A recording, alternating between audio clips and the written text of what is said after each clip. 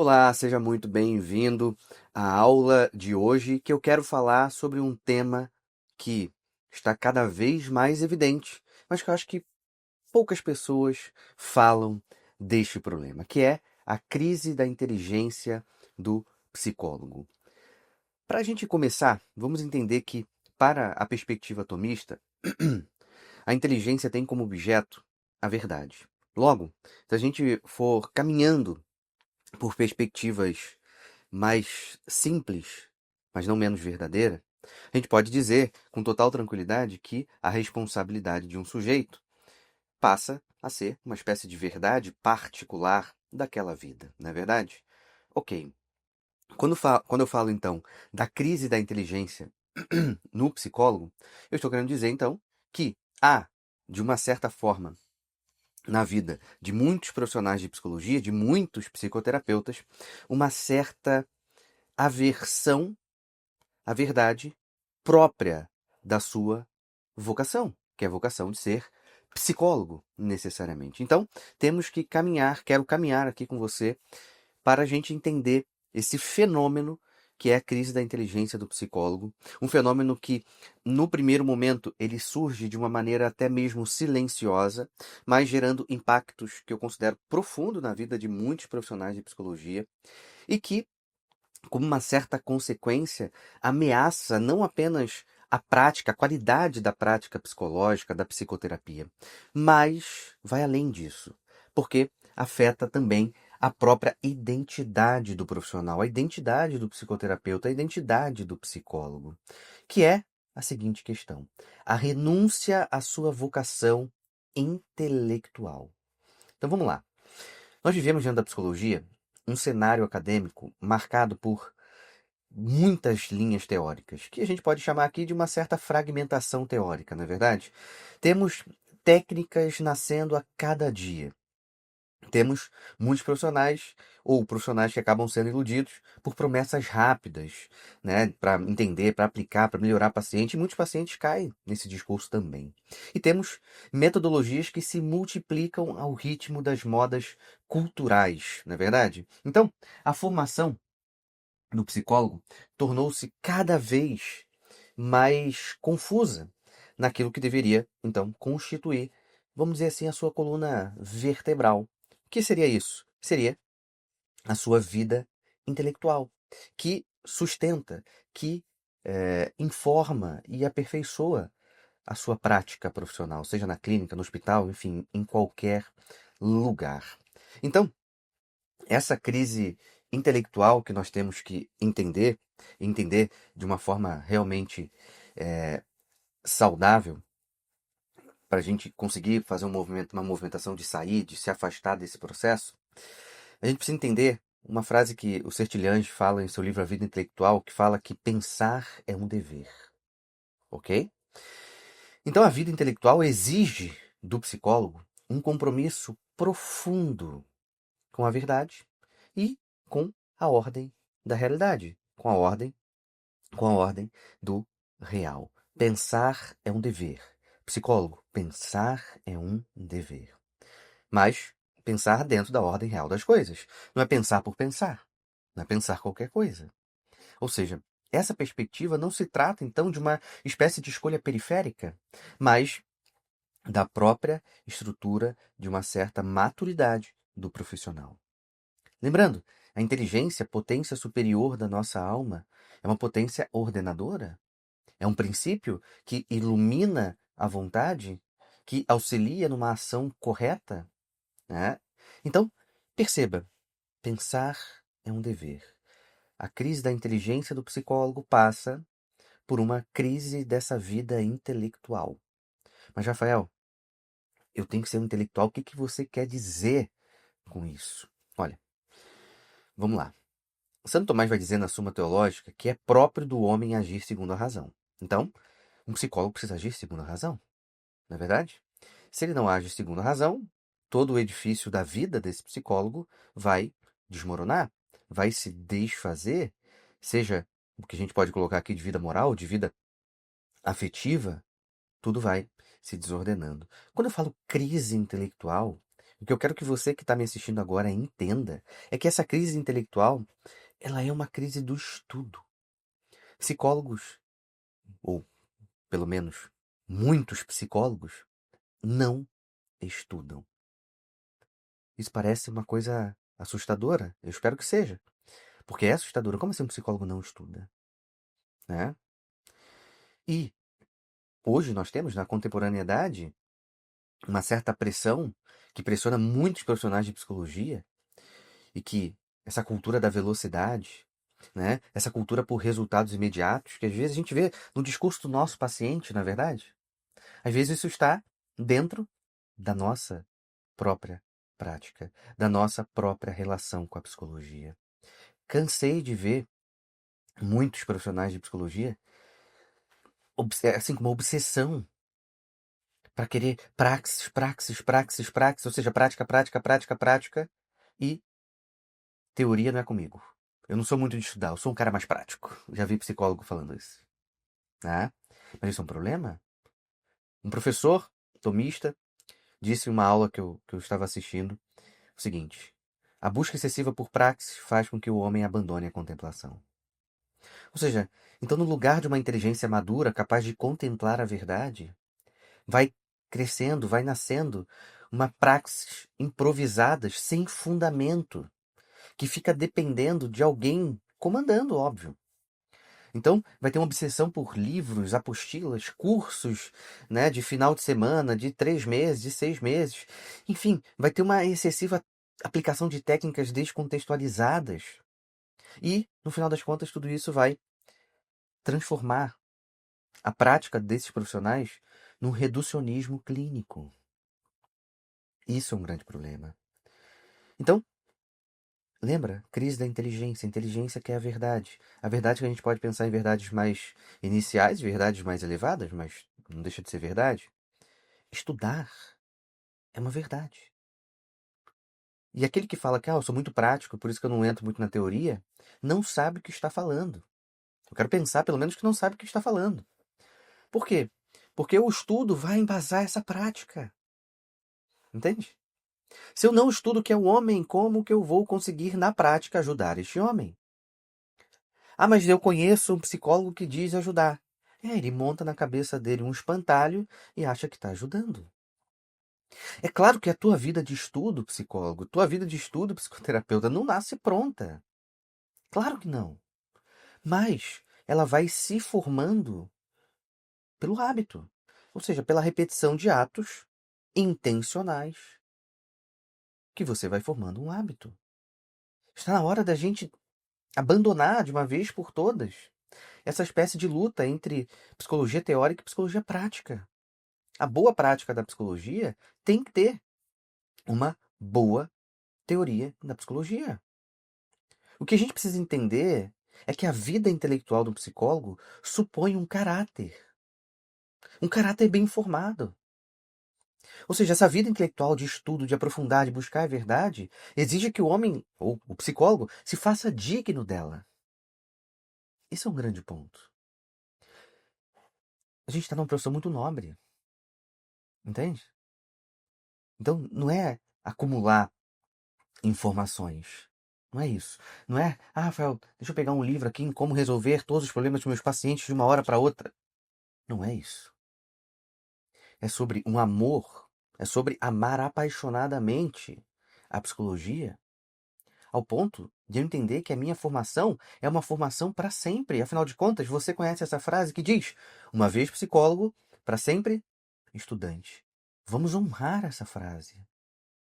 Eu vejo muitos psicólogos criticando uma certa postura, né, que aparece muito nas redes sociais, principalmente o Instagram, né, que cursinho de final de semana, tem um monte de gente querendo ser terapeuta, etc, etc, etc. Mas esqueça, para de olhar para o vizinho, para de olhar para o lado ali, para de olhar para essa direção.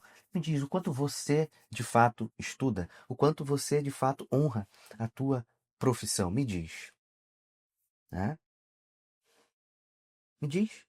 Me diz o quão capaz você é de organizar um estudo, de estudar com constância, de entender, de compreender, de levar isso que você estudou para a clínica, de ter um caminho de estudo claro.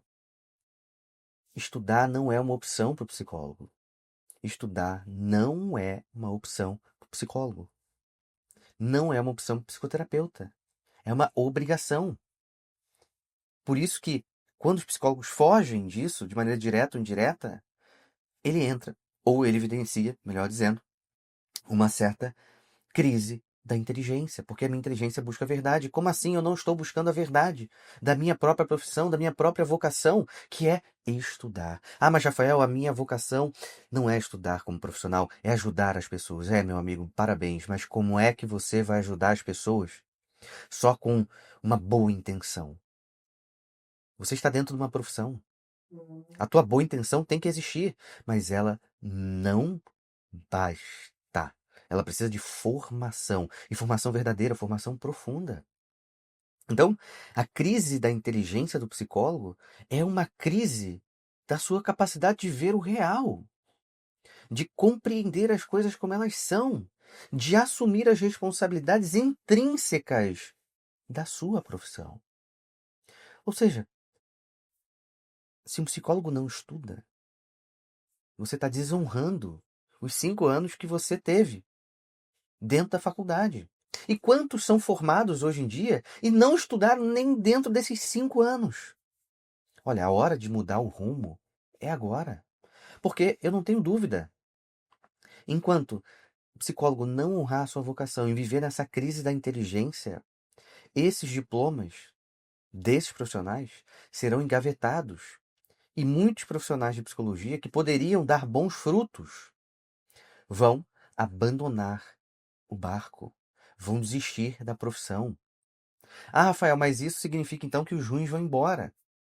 Não, não é só isso. Isso significa que muitos que poderiam ser muito bons estão desistindo de algo por incompetência, por uma crise da inteligência. E que esse sujeito pode se perder para sempre existencialmente, justamente porque não cumpriu a vocação que estava chamando ele a estudar. Ou seja, eu, como profissional de psicologia, preciso estudar. Não porque a psicologia é só teórica, porque a boa teoria é embasamento para a prática. Então, se eu quero conduzir alguém ao crescimento humano, se eu quero conduzir o meu paciente no crescimento humano, eu preciso estudar. Então, estudar coisas boas, porque a crise também é epistemológica, mas, sobretudo, é moral. Por quê? Porque muitas vezes as pessoas renunciam ao dever de estudar, renunciam ao cultivo do intelecto, renunciam à própria dignidade profissional. E essa inteligência fraca, ausente de um estudo ordenado e coerente, vai gerar práticas frágeis. E práticas frágeis geram pacientes não transformados, não maduros, não autônomos, né? E pacientes não transformados vão reforçar a percepção social de que a psicologia é inconsistente, que é inútil. Ou seja, se hoje há um certo preconceito, já vive há muito tempo, né? Esse preconceito de muitas pessoas em relação à psicologia, eu não posso admitir que isso é um problema das pessoas, e sim da própria formação profissional. Melhor dizendo, dos próprios profissionais que abandonam a vida intelectual, que abandonam a vida de estudo. Se você abandonar a vida de estudo, o que vai acontecer, meu amigo, é que você vai ser substituído mais cedo ou mais tarde pelo chat GPT. Porque inúmeras pessoas já olham para o chat GPT e pedem para o chat GPT assim, olha chat, se comporte como o meu terapeuta. É isso? Você pode ser substituído pelo chat GPT? Olha, eu espero que não. Mas sem uma vida intelectual, de estudo, você vai ser substituído. Por quê? Sem a sua vida de estudo, sua prática não aperfeiçoa. Sem a vida de estudo, você também não se aperfeiçoa. Então você vai estar diante do seu paciente e o paciente vai achar que é muito melhor conversar com o chat GPT. Não é de se estranhar. Preconceito, o afastamento de muitas pessoas da psicoterapia e da psicologia é fruto disso. Profissionais que desistiram de estudar e automaticamente desistiram de uma profissão, de honrar a profissão. Então, não podemos esquecer, eu, você, psicólogos, nós temos uma vocação intelectual. E quando não se cumpre essa vocação, a prática vai se degradar. E por isso que hoje tem uma obsessão em ficar buscando técnica vazia. Entende? Então o psicólogo precisa recuperar a coragem de pensar, a disciplina de estudar, né? A paciência para contemplar as coisas. Eu preciso ter tempo para contemplar o que eu estudei, o que eu li, o que eu estou vendo. E a humildade de aprender de forma contínua. Não adianta falar uma vez psicólogo para sempre estudante se isso não é feito na prática. Porque somente uma inteligência ordenada vai gerar uma clínica também ordenada. Isso, para mim, é inegável. Então não podemos perder isso de vista. Não podemos perder isso de vista de jeito nenhum. Porque essa desintegração da inteligência, vamos colocar assim, vai gerar inúmeras crises. Né? Então, um psicólogo que deveria, né, ser um certo pilar dentro do processo psicoterapêutico, que deveria saber conduzir, saber acolher, saber escutar, saber ajudar o paciente a melhorar, vai ficar refém de ficar buscando técnicas e mais técnicas para tentar resolver um problema que não resolve. Por quê? Porque não honra a própria profissão. O que eu quero que você entenda aqui, nesta breve aula, é justamente entender que se você não joga dentro da sua profissão um jogo onde o estudo é levado a sério, você não está levando a sério a sua profissão e automaticamente você também não leva a sério o seu paciente. Isso é muito importante. E quanto menos você estuda, menos vai ter capacidade de interpretar corretamente as coisas.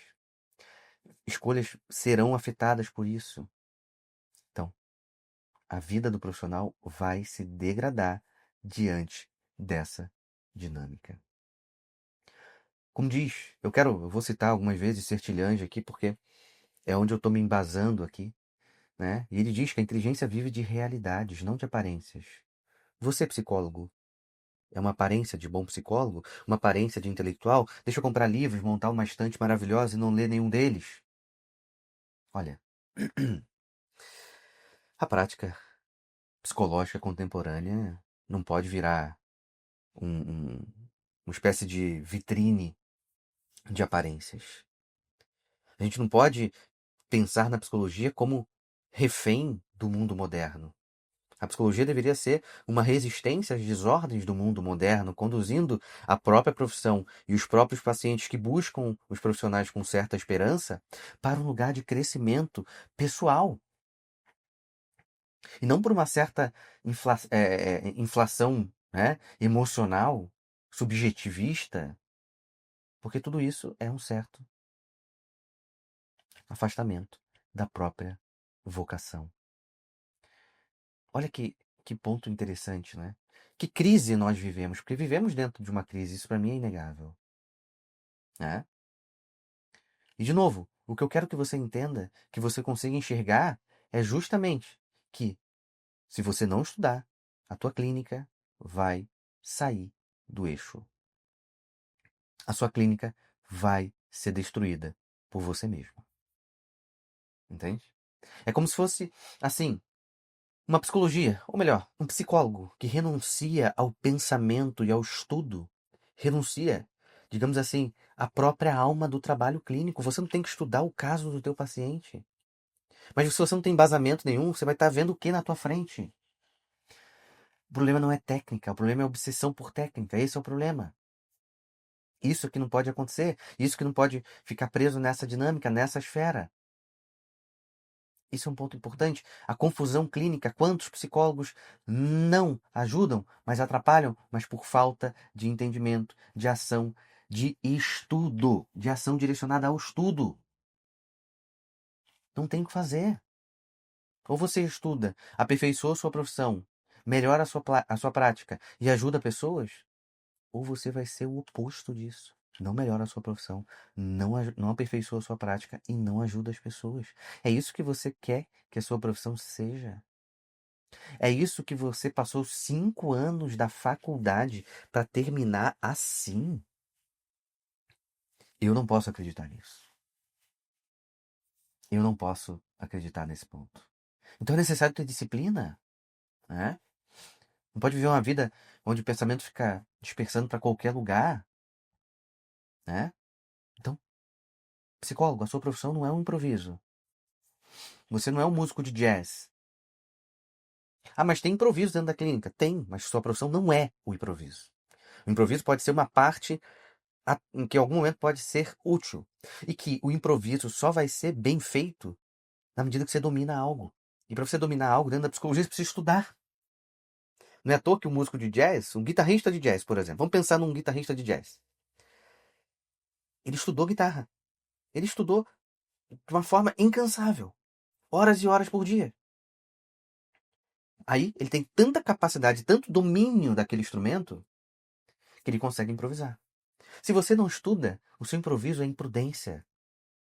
É mau caratismo, inclusive. Não pode ser assim. Não pode ser assim. É necessário estudar por amor à sua própria profissão. Entende? Você ama a tua profissão, como você diz, amar? Honre isso de uma vez por todas. É um dever moral do psicólogo. O estudo é um dever moral. Entende? Não podemos, né, negligenciar isso. Você quer lapidar a tua vida profissional, você vai precisar estudar. Se você não estudar, você não vai lapidar, aprimorar, aperfeiçoar, tornar a sua prática terapêutica, a sua visão de psicologia virtuosa. E isso vai impactar a sua ação. Tudo que você faz vai impactar a sua prática, seja de bom, seja de ruim. Ou seja, como diria Sertilhães, o estudo é uma longa fidelidade. Você é fiel à tua vocação? Ou você está traindo a sua vocação? Botando diploma na parede sem estudar? Fazendo curso que não exige de você? Você não pode ser um infiel à sua profissão. Entende? Então, um psicólogo que não estuda trai a sua vocação. E trai da pior forma possível. Então, não vamos buscar atalhos. A psicologia não admite atalhos. Um estudo sério não admite atalhos. Ah, mas eu não estou entendendo. Seja humilde. Pergunte a um professor. Tenha um mestre para te guiar. Releia. Não acho que porque você não entendeu pela primeira vez, você é o pior cara do mundo. Isso aí é só soberba disfarçada. Isso impacta a tua clínica. Leva a tua profissão a sério. O momento é esse. Entende? E é claro, para você ter uma vida de estudo, uma vida intelectual, você precisa ser capaz de fazer sacrifícios. Ler livros, estudar, pede que você dedique um tempo para isso. Você dedica? E é necessário dedicar. E ponto. Né? Você quer entender o homem, você tem que estudar. Você tem que entender a estrutura do homem. Tem que entender a hierarquia das potências. E isso precisa de estudo, meditação, contemplação, reflexão. Movimento das paixões, os hábitos, o vício, o que melhora, o que piora, as virtudes. Nada disso vai ser dominado sem estudo contínuo. E no dia que você tiver estudo contínuo e dominar isso, meu amigo, a sua prática clínica vai ser espetacular. Porque você não vai ser um cara de improviso, não vai ser um cara medíocre dentro da psicologia, dentro da psicoterapia. Você vai ser um cara maduro, que leva isso a sério. E isso tem consequência positiva, obviamente. Então, não podemos perder isso de vista de jeito nenhum. Olhe para a tua vida, olhe para a tua profissão. Então, quanto mais você consegue honrar isso, melhor a sua prática vai acontecer. Não adianta ficar buscando cursinho prático se você não senta a bunda na cadeira e estuda. Isso precisa estar assim, isso precisa estar num grau de clareza para você, assim, total, total. Porque se você não tiver essa capacidade de entender isso, você vai fazer da sua profissão um improviso, uma profissão medíocre. Por isso que as pessoas se afastam da psicologia. E é por isso que as pessoas se afastam da psicologia. Você não nasceu para engavetar seu diploma. Você não nasceu para se afastar dessa profissão que você se dedicou há tanto tempo. Como eu falei, é um dever moral você estudar. É um dever moral você aperfeiçoar a sua profissão. Para o seu bem e para o bem da sua profissão. Você não quer que a psicologia seja valorizada? O que que você faz para a sua psicologia ser valorizada? Ah, eu pago o CRP. Desculpa. Isso não é nada. Eu quero saber o teu esforço. Você senta para estudar. Então, eu busco muitos alunos que querem estudar. Eu busco alunos assim. Você quer estudar? Então eu vou te ajudar a estudar. Vou te ajudar o máximo possível. Você vai ter acesso a mim. Ponto. Não entenda que estudar é luxo. Entende? Estudar é um dever. E, enquanto o psicólogo não entender isso, ele vai estar dentro dessa perspectiva de uma crise da inteligência. Porque estudar para um psicólogo não é um trabalho para si mesmo, mas para o próximo. Ah, mas eu tenho muita vontade de ajudar as pessoas. Então estuda, meu amigo. Então estuda. Você estuda porque você quer ajudar alguém. É isso. Entende? É aí que vai ser o caminho. Né? Então, se você fugir disso, você está fugindo de querer ajudar de fato uma pessoa. E isso é muito perigoso. Porque as pessoas chegam até você pedindo ajuda, confiando em você. E você consegue corresponder a essa confiança do seu paciente? Esse é o grande, né, é o grande desafio, ao meu ver. Olha, você tem um chamado. Nós, psicólogos, psicoterapeutas, temos um chamado. Se queremos elevar a psicologia, digo mais, se queremos salvar a psicologia, devemos salvar primeiro a inteligência. A nossa inteligência. A sua inteligência. A inteligência dos profissionais de psicologia. Porque somente então, a partir de salvar a inteligência, é que a prática clínica vai poder recuperar a sua grandeza e a sua dignidade. Por quê? Porque tem um profissional que olha para a psicologia e vê a grandeza e a dignidade dessa profissão. E faz de si mesmo um fiel profissional dentro desse caminho. Por isso que é fundamental que você honre esse caminho. Então, para honrar e não trair a sua vocação, eu convido você a fazer parte da minha formação em psicologia tomista aplicada, a psicologia dos vícios e também na psicologia das virtudes. Psicologia das virtudes, eu vou destrinchar todas as virtudes dentro da perspectiva tomista, trazendo desde um campo teórico e mostrando como elas funcionam na prática clínica. Dos vícios, a mesma coisa, entendendo teoricamente o que é um vício e como ele se apresenta dentro da prática psicoterapêutica. Já a psicologia tomista aplicada, eu vou desde os fundamentos teóricos, que vão fundamentar a prática, desde essa parte, até mesmo a entrega de protocolos de primeira sessão, como investigar as virtudes, como investigar os vícios, etc. É para que você estude de maneira ordenada. Então, não perca tempo, clique aqui no link abaixo, faça a sua aplicação e venha honrar a sua profissão e estudar comigo.